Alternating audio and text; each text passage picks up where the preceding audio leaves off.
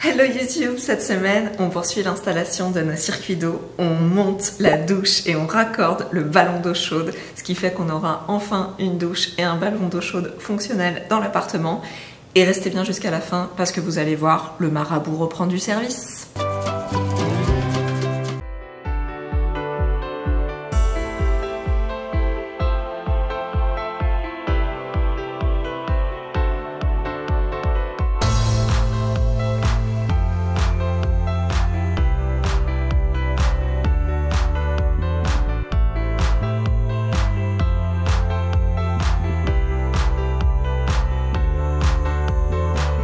On vient de passer 3 heures à essayer de régler bien à niveau le bac de la douche. Tout ça pour se rendre compte que finalement, il faut monter tous les panneaux avant de positionner la douche. En fait, les vis des panneaux, elles se vissent par l'arrière. Donc si on a déjà positionné le bac au mur, du coup, on peut plus venir visser. Mais quitte à avoir fait tout ça, on a voulu en profiter quand même pour tester notre évacuation. Alors, l'évacuation, tout va bien, mais par contre, la douche, elle fuit. En fait, c'est comme si il manquait un joint ou qu'il y avait une partie qui n'était pas bien connectée. Et du coup, l'endroit du siphon, de la bonde, ça fuit. Donc là franchement on n'a pas envie de se prendre la tête avec ça, il est déjà 22h50, donc on verra ça demain. C'est parti pour le montage de la douche. Première étape, les rails. On a fait ça comme indiqué dans la notice. Et on s'est mis directement dans la salle de bain parce qu'après on avait peur que ça ne passe plus la porte. Normalement, il faut venir directement ensuite positionner la paroi fixe des portes coulissantes dans ces rails. Nous, on a préféré d'abord fixer les parois qui vont aller au fond de la douche. Et ce qui est plutôt cool, c'est qu'en fait, tout le bac, il est entièrement recouvert de film. Donc moi, je pensais qu'on l'avait déjà pourri, mais finalement, en fait, on enlève le film et il est tout propre en dessous. Maintenant, on va venir fixer les rails sans la paroi vitrée, parce qu'ensuite il faut qu'on repositionne notre bac de douche à l'endroit prévu, et déjà on ne sait pas comment on va faire, parce qu'avec les parois vitrées c'est ultra lourd. On a fixé les parois avec les rails pour les portes. Normalement il aurait fallu mettre les portes, mais comme je vous ai dit, on les met pas tout de suite. Là, au dos, on a galéré, ça c'est les petites vis qui sont fournies avec, on a galéré à les mettre, j'ai réussi à en mettre 2, Stéphane a réussi à en mettre 1, et du coup on a changé de vis, on a pris des vis qu'on avait déjà, alors c'est pas la même tête, mais au moins on a réussi à les rentrer. Et maintenant, donc au lieu d'installer les portes coulissantes, on va installer déjà la robinetterie pour pouvoir positionner notre bac au bon endroit, puisque tous les raccords vont être derrière cette paroi-là. Voilà pour la robinetterie. Donc ça, c'est ce qui va servir à tenir le pommeau de douche, qui sera raccordé ici. Et là, c'est pour avoir l'eau froide, chaude. Et derrière, donc ça c'est l'arrivée. Eau froide, eau chaude. Il y a des petits points pour dire les couleurs. Et ensuite le flexible qui se raccorde au pommeau de douche. Voilà. On n'oublie pas de couper l'eau et de vider les circuits. Tac. Et on va pouvoir passer au raccordement. On a acheté des flexibles de différentes longueurs. C'est des flexibles mâle, femelle. La partie femelle, c'est celle avec l'écrou qui va venir se raccorder ici sur le système de la douche. Et la partie mâle, c'est celle sans l'écrou, donc avec le pas de vis, qu'on va venir raccorder directement sur le pas de vis de nos petites fixations en bout de tuyau. Et c'est ça qui va nous permettre de faire la connexion entre l'arrivée d'eau ici et la distribution dans la douche. On a raccordé nos flexibles derrière la douche. Bon, c'était un peu galère, mais j'ai réussi à me faufiler. On a remis l'eau et on a testé pour voir si ça marchait. Ça marche. Donc déjà, on a une douche avec de l'eau froide. Et surtout, en remettant ça et en enlevant le plastique, et miracle, ça ne fuit plus. Donc on a maintenant une douche avec eau froide opérationnelle. Et maintenant, il nous reste à connecter le petit ballon pour avoir de l'eau chaude. Avant de raccorder le ballon pour pouvoir avoir de l'eau chaude, je vais terminer l'évacuation du groupe de sécurité. L'évacuation du ballon, elle est en 32, alors que mon évacuation générale de salle de bain, elle est en diamètre 40. Du coup, pour faire le raccordement entre les deux, entre ça qui est en 40 et ça qui est en 32, je vais utiliser un manchon de réduction qui passe du 40 au 32. Donc c'est ce petit bout-là que je suis venue raccorder sur un petit morceau de tuyau en diamètre 32. Ensuite, j'ai plus qu'à insérer cette partie-là ici et à venir raccorder le joint de l'évacuation de mon ballon avec le tuyau, visser le tout et voilà. On pensait terminer l'installation de la douche hier. On avait super avancé, on était trop contents. On avait réussi à faire en sorte que la bonde et le siphon ne fuient pas. Parce que quand on l'avait monté le jour précédent, en fait, ça fuyait aux deux endroits. Donc ce qu'on a fait en l'installant, c'est qu'on a d'abord super bien vissé le siphon à l'évacuation. Et ensuite, quand on est venu installer le bac, on a pu bien visser la bonde à l'intérieur du receveur. Et le tout était nickel, et ça fuyait pas du tout. Donc ça, c'était plutôt une bonne nouvelle. L'étape suivante, c'était de mettre en eau le ballon. Le ballon, il faut qu'il soit connecté à l'électricité pour fabriquer de l'eau chaude, puisque c'est l'électricité qui va faire chauffer l'eau, mais il faut aussi qu'il soit raccordé en eau. Donc l'arrivée d'eau froide arrive dans le ballon, l'eau est chauffée à l'intérieur du ballon, et ensuite l'eau ressort chaude. Sous le ballon, il y a deux petits pas de vis. Un sous l'arrivée d'eau froide et un autre sous la sortie d'eau chaude. Au niveau de ces pas de vis, on vient installer des raccords diélectriques.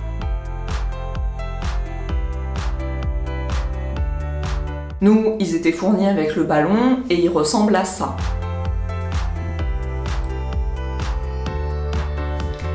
Donc cette partie-là, elle se visse directement sur le pas de vis qui sort du ballon et cette partie-là, elle se connecte au groupe de sécurité. Le groupe de sécurité, c'est ça, c'est un genre de robinet marche-arrêt qui permet de couper l'alimentation en eau qui entre dans le ballon et qui permet aussi d'évacuer le ballon quand on doit le vider.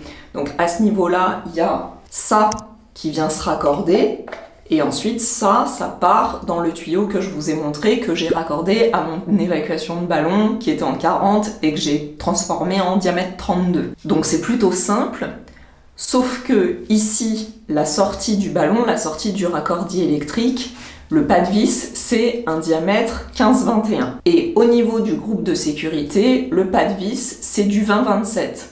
Donc forcément, on ne peut pas connecter les deux. On a dû acheter une pièce supplémentaire, quelque chose comme ça. Ça s'appelle un mamelon, j'aime pas trop ce terme, mais bon, c'est un genre d'adaptateur qui permet donc, avec ce pas de vis-là, de venir se visser dans le pas de vis du raccord diélectrique en 15-21. Et avec une sortie en 20-27 qui permet de venir visser le groupe de sécurité en 20-27 dessus.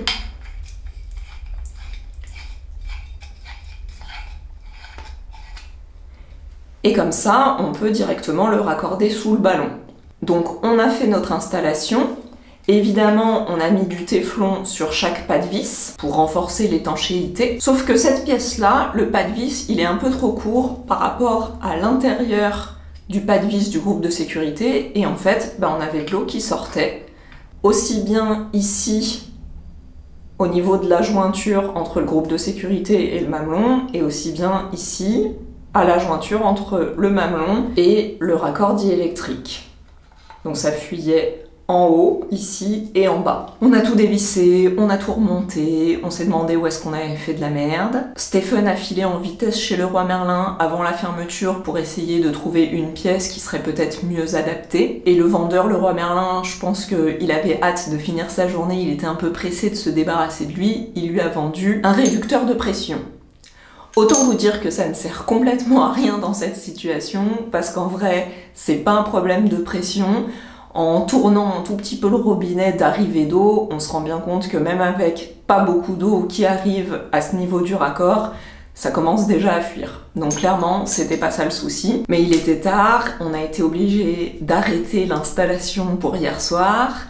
Et ce matin, je suis allée à CDO Et j'ai pu acheter d'autres mamelons qui ont un pas de vis un petit peu plus long et du coup qui vont jusqu'en butée de mon groupe de sécurité. Si vous connaissez pas CDO, je sais plus si je vous en ai déjà parlé, c'est un magasin spécialisé en plomberie. Ils ont l'avantage de vendre aux particuliers et c'est assez pratique puisque tout ce qu'on ne trouve pas chez Leroy Merlin, on va le trouver chez CDO. En fait, CDO c'est un peu le cousin de Point P, ça fait aussi partie du groupe Saint-Gobain, sauf que Point P c'est plus spécifique pour tout ce qui est matériaux de construction, alors que CDO, ils sont spécialisés en plomberie. Ils ont un bon nombre de magasins partout en France, donc je pense qu'il y en a forcément un à côté de chez vous. J'en ai aussi profité pour racheter des raccords à sertir parce que on les trouve pas à Leroy Merlin. Donc on va refaire l'installation avec cette pièce, on va voir si ça fonctionne mieux. Et si ça fonctionne pas, il faudra qu'on change le raccord diélectrique. Ici donc la pièce blanche qui était vendue avec le ballon et qu'on achète un raccord qui soit directement avec un pas de vis 15-21 ici et avec une sortie en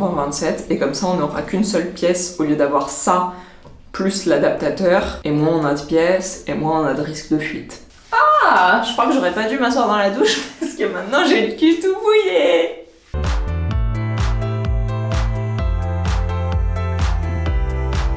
On a connecté le nouveau raccord que j'ai acheté ce matin à CDO. Bon, on a dû blinder de téflon, mais comme Stéphane est trop fort, ça marche et ça fuit plus. Du coup, il l'a raccordé à l'électricité et c'est pour ça que c'est allumé ici. Donc c'est rouge, ça veut dire que l'eau chauffe. Et on a dû utiliser ici la prise du sèche-serviette parce que c'est la seule prise unique, sur circuit unique, qu'on avait de disponible dans la salle de bain pour ce ballon provisoire. Et du coup, regardez le truc trop cool. Enfin, vous allez pas le voir, mais moi je le sens. On a de l'eau chaude! Franchement, c'est trop cool. C'est trop cool. Donc ça, c'est la super bonne nouvelle du jour. Parce que ça veut dire qu'on va pouvoir se doucher ici. Là, vachement moins bonne nouvelle par contre. Et là, c'est franchement, la galère de ouf. Et tous les jours, je me dis, en fait, c'est pas possible. Il y a un moment où ça va se terminer ou pas. C'est ça.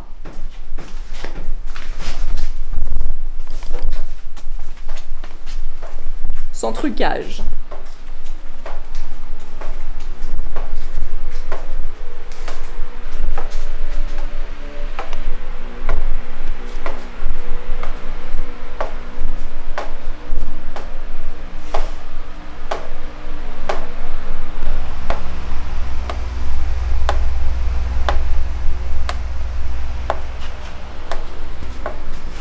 Donc, je sais pas si vous vous rappelez, mais en fait on avait déjà cette tâche au niveau du plafond et du coup on avait testé avec notre testeur d'humidité et c'était sec, c'était une tâche ancienne. Donc on s'est dit bon bah c'est fini, ça fuit pas. Et en fait en ce moment il fait très mauvais, c'est le déluge tous les jours, il pleut de ouf. Et du coup heureusement qu'on était là aujourd'hui et qu'on déjeunait à côté et Stéphane s'est rendu compte qu'il y avait un goutte à goutte. Et on s'est dit tiens c'est bizarre. Et en fait il y avait un sac qui était posé là et on s'est rendu compte que l'intérieur du sac était mouillé. Quand on a enlevé le sac, il y avait une grosse flaque d'eau par terre, le sol était mouillé et en fait ça coule carrément depuis la gouttière, il y a une gouttière qui passe au-dessus de notre fenêtre, donc ça coule depuis la gouttière, je pense que ça s'infiltre à l'intérieur du mur et du plafond et ça vient couler, ruisseler du coup directement sur notre mur intérieur. Donc c'est franchement la galère. Alors vous savez quoi, j'ai été vachement critiquée par rapport à notre doublage en BA13 et à ma technique alternative de coller comme du carrelage et finalement heureusement qu'on a fait ça. Parce que si on avait mis des petits plots, l'eau se serait infiltrée derrière le BA13 et tout aurait moisi à l'intérieur et on se serait même pas rendu compte qu'il y avait une infiltration. Là au moins comme c'est collé directement à même le mur grâce au MAP, il n'y a pas de jour, il n'y a pas de trou en fait. Donc quand ça a commencé à goûter du plafond, bah, ça a directement fait un petit, voilà, un petit pont par-dessus le MAP.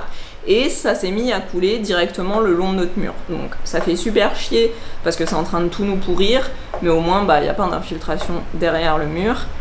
Et malheureusement le couvreur ne peut intervenir que dans 2 jours, donc ça veut dire que pendant 2 jours on prie pour qu'il pleuve pas trop.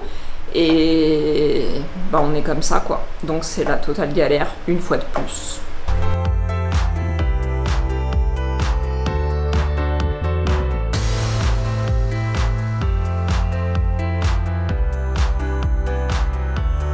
Les vitres sont en place. Finalement, ça a bien marché notre méthode de les positionner après parce qu'on a juste à les glisser là-haut et là-dedans, dans la rainure et en bas.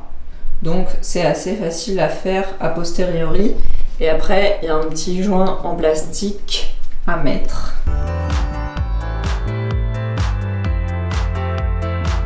Ça, c'est les roulettes pour les portes. Celle avec le petit bitonio, c'est les roulettes du bas. Et celle-ci sans le bitonio, c'est les roulettes qui vont en haut des portes. Pourquoi? Parce que quand on vient installer les portes sur la douche avec le trou ici pour la poignée qui va vers l'angle du bac de douche, ici, en fait, on a installé le cadre de la douche et c'est en fait un rail. Donc en haut, on clipse directement les roulettes dans le rail et ça se positionne automatiquement. Et en bas, pour venir régler les roulettes, en fait, on appuie sur ce bitonio, ce qui permet de faire descendre les roulettes. Comme ça, on peut les mettre dans le rail, à l'intérieur du rail. Et quand on relâche le bitonio, et ben, la roulette remonte et ça permet de venir épouser la forme du rail pour que la porte coulisse.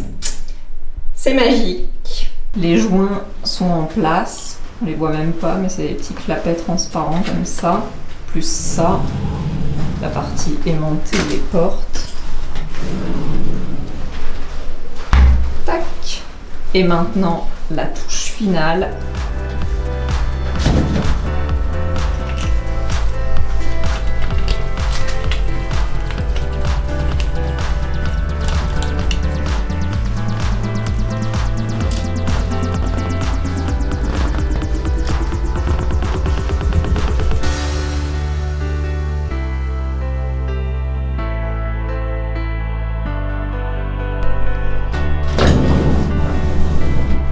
Bon bah il y a juste ces petits joints là qu'on n'a pas réussi à mettre parce qu'il faut les mettre ici sous les vitres fixes et en fait bah, une fois qu'on a positionné les portes on n'arrive plus à les mettre. Donc tant pis, on les mettra pas. Je propose qu'on passe à l'inauguration de la douche. L'inauguration c'est d'enlever le plastique, hein. Je vais pas me doucher en direct.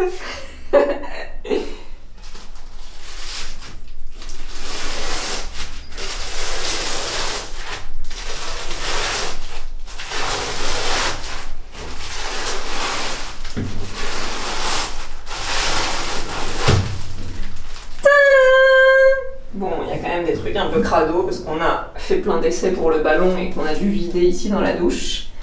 Mais voilà, ça y est, on a une douche opérationnelle. On va pouvoir se doucher ici et donc enfin habiter ici. C'est trop cool. Je vous laisse sur cette bonne note et puis je vous ferai l'update la semaine prochaine de nos super fuites de plafond. Je vous fais des gros bisous, à bientôt. Eh, attendez, on a oublié le truc le plus stylé.